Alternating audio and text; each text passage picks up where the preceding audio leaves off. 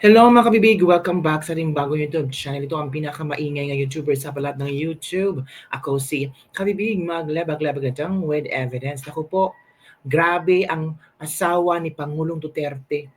Matapang hinarap si General Torre. Kitty Duterte, lumabas ang tapang at talagang may dugong Duterte. So heto kabibig ba, ang ilang video na ipapakita natin kung gaano katapang ang mag-inang Duterte na lumalaban at pinoprotektahan si Tatay Digong na ngayon ay nasa Villamor Air Base, mga kabibig. Tingnan natin kabibig ha. Ito ganito katapang si Hanelit Duterte kabibig. Kasi alam niya kung ano ang kanilang rights, na parang pinagkaitan sila, na parang itinapon sila parang basura, hindi nirespeto yung pagkatao nila. So eto kabibig ang video na kung saan harapang tapang na hinarap ni Hanelit Duterte si General Torre. Let's talk about it. Let's make it clear. Right now, what is clear?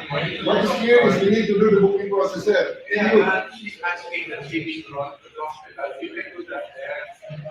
Is that too much? Yes, sir, that's too much. Oh, is that too much? 80 years old siya.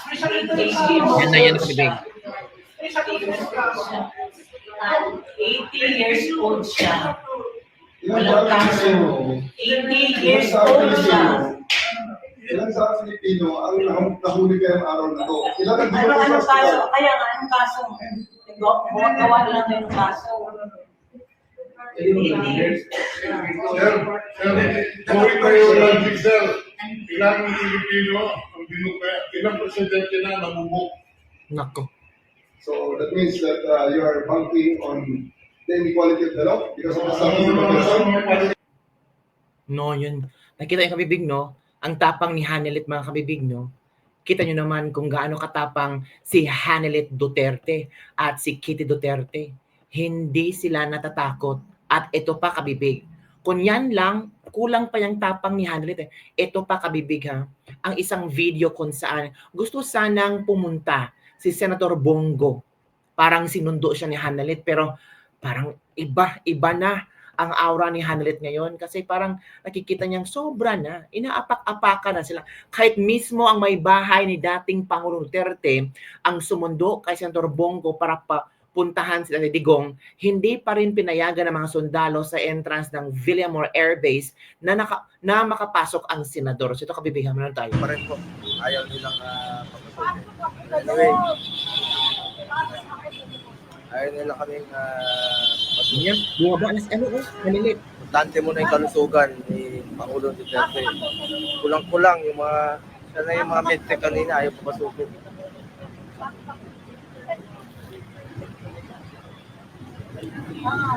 Pare, nakikiusap po ako, pagdasal po natin si Pangulong Duterte. Okay lang.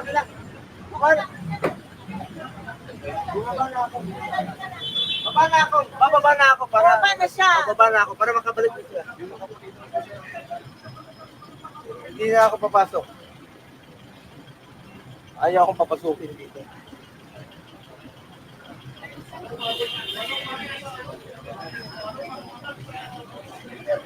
Notary lang siya. Notary yan.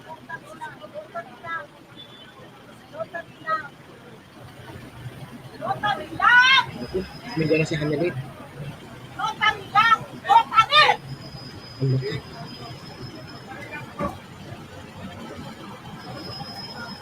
Karapatan ng presidente yan. Wala nang kaso eh.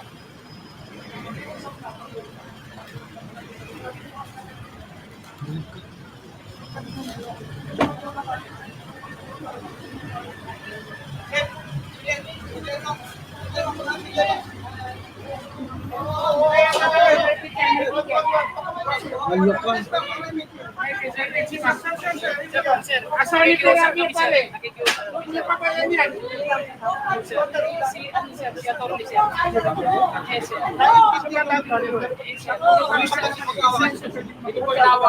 Nakibukas na lang. Notary na lang. Bro, pagbigyan mo na, notary lang yun naman. Nasa batas yan. Sir, papasok na. Kung ano daw sir, yung lumabas sila daw siya napapasok. Di, sila lang, sila lang. Sandali lang, tiniente. Sandali lang, may usapan naman tayo. Yung notary lang. Notary Si lang. Salvador yan Yun si lang. Big. Usapan naman tayo, yung notary lang. Notary lang ang papasok. May usapan tayo. Ano po muna kayo? Notary lang. Pakiclear lang po. O sir, notary lang. Hindi namin trabaho na yung pakiclear lang yung abogado lang. Yes sir, pinarating ko po sir. Karapatan, karapatan ng bawat Pilipino magkaroon ng abogado. Alam niyo, Pinarating ko po sir. Pinarating ko, unfortunately sir, yun po ang instruction sa amin sir. naintindihan namin Opo, sir. Naintindihan namin kayo. Opo sir. Ay, kiusap lang po. Opo sir.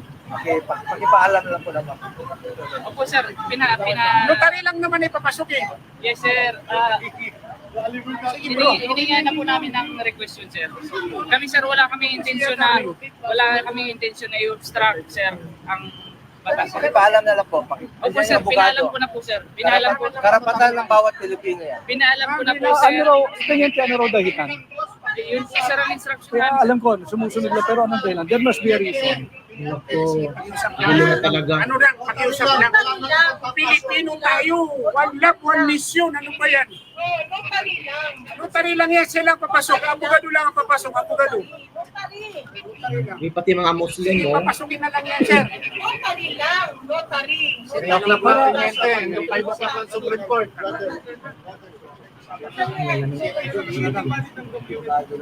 Inahabol lang kami. Tiniente. 5 o'clock lang ng Supreme Court. Hanggang mag-6 lang ang Supreme Court. Kami ko, boss. Kasi kasi, sir. O saan niya? Yung po sir ang instruction. Pare, yung notary lang naman.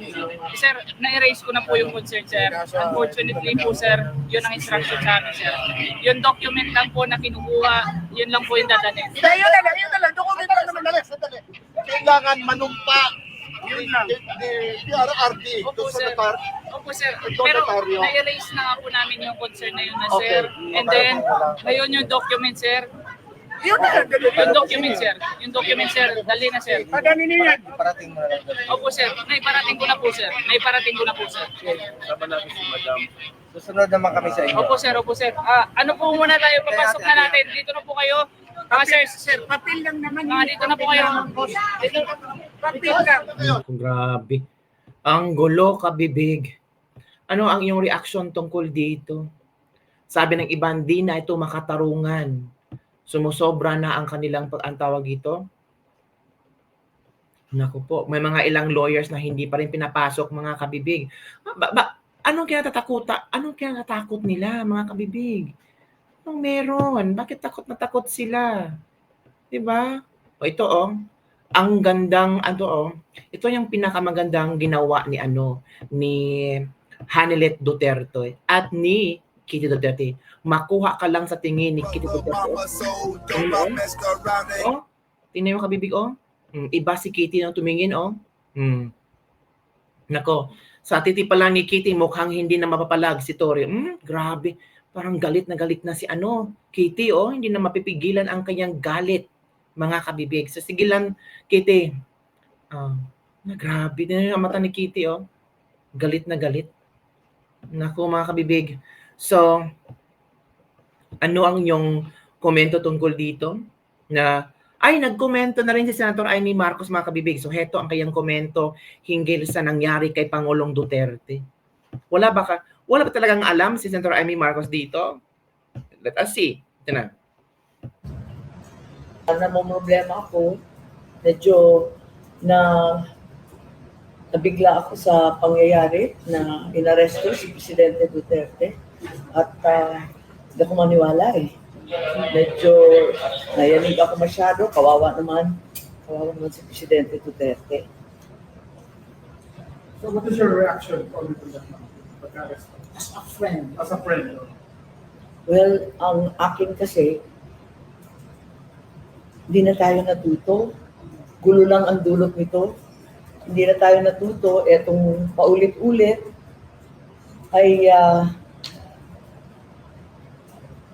walang pakinabang sa mga naghihirap sa bayan ang bangayan ng politika. Parang naging siklo na tayo na ganito. Gumanda ba ang buhay natin dahil sa pamumulitika? Masenso ba ang ating bansa? Hindi na tayo natuto. So, sa lahat ng nakakahiyang yugto sa ating politika, gantihan ng gantihan, awayan ng awayan, yumaman ba? Nabusog ba? Sabihan mo yung kapatid mo. Sumaya ba ang taong bayan? Yun na lamang ang tanong ko. Awang-awa talaga ako. Naawa ako sa tatay ko noong 1986. Naawa din ako sa mga sunod-sunod na pangulo, kay ERAP, kay GMA. Gulo lang ang dulot nito. Hindi na tayo natuto. Paulit-ulit na lang tayo. May plano kang bisitahin si Presidente. Tignan natin kasi mukhang wala namang pinapapasok. Ang akin lang emotional eh. Ay, Talagang awang-awa ako sa emotional lang pala sa kanya. Awa lang pala ang naibigay niya. Sorry. Nangaiyak ka ba? Well, nagulat ako. Nandun ako papunta ako sa Palumpo na nabalitaan ko na hininto. Oo. Awang-awa nga ako. Paano niyo po nalaman yun? Kasi matanda na, di ba? Parang sa tatay ko, nung nangyari, ganun din, nakakaawa din. Awa lang pala ang naibigay niya. Text, mga news. Kayo, mga media. Anong panawagan mo sa Malacanang? Wala pa siguro. Oh. Kung ano ba yung masasabi mo na walang actual na warrant of arrest na isipin? Di pa ako makapag-comment, di pa ako nauwi sa Manila para malaman ng facts. Ang akin lang talagang hindi ako makapaniwala at awang-awa talaga ako. At parang nagre-replay sa utak ko yun nangyari sa ibang pangulo. Pero sabi, war against crime daw yung related. Hindi ko alam. Yun lang nabasa natin. Gusto ko makita. Yung warrant of arrest. Meron pinadala sa akin pero hindi ko alam kung authentic o hindi.